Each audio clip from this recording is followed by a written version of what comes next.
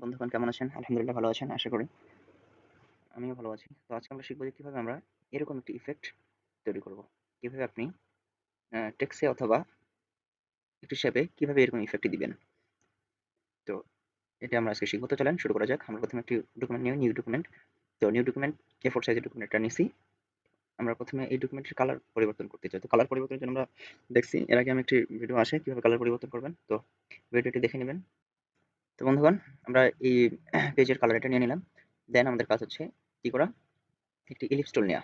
তো আমরা শিফট চেপে ধরে ইলিপস টুল নিলাম 3D ইফেক্ট বলের মতো। তো আমাদের করতে হবে সিলেক্ট থাকা অবস্থায় লেয়ার প্যানেল থেকে গ্রেডিয়েন্টে যেতে পারি অথবা এই গ্রেডিয়েন্ট এখানে এটা রেডিয়াল গ্রেডিয়েন্টে যাব। ওকে?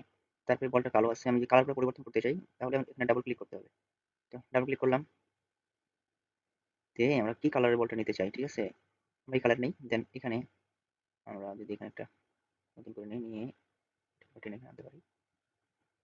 তো যাই হোক এরপর আমরা মাইনাস দিলাম। এখন গ্রেডিয়েন্ট সিলেক্ট করা অবস্থায় আমরা এখানে টেনে আনতে জাস্ট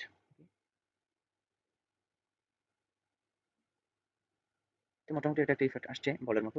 আমরা এটাকে ছোট করে নেব। দেন এটাকে আমরা কপি করবো। বলটা চেপে ধরে নিচে গিয়ে কপি নিয়ে আসবো।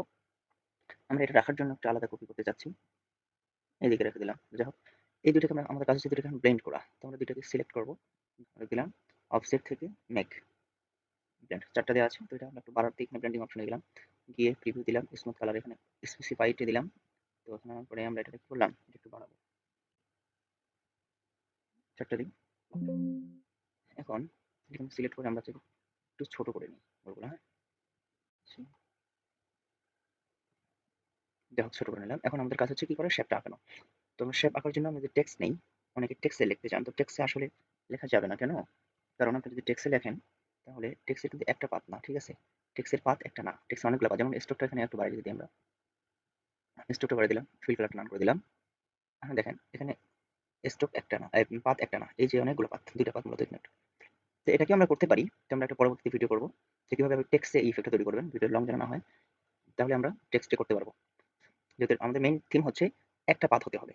একটা পাত হলে আমরা এই বোল্ড ইফেক্টটা এপ্লাই করতে পারবো। সো আমরা টিক করে দিলাম। আমাদের কাছে প্রথমে পেন্সিল টুল নেওয়া। পেন্সিল টুল একটা ইফেক্ট দিলাম, একটা ইয়েস লিখবো। ওকে?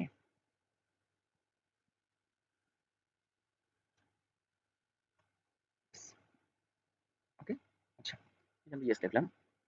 তো এখন একটা পাত অবস্থায় আছে। তো আমরা দুটাকে সিলেক্ট করব।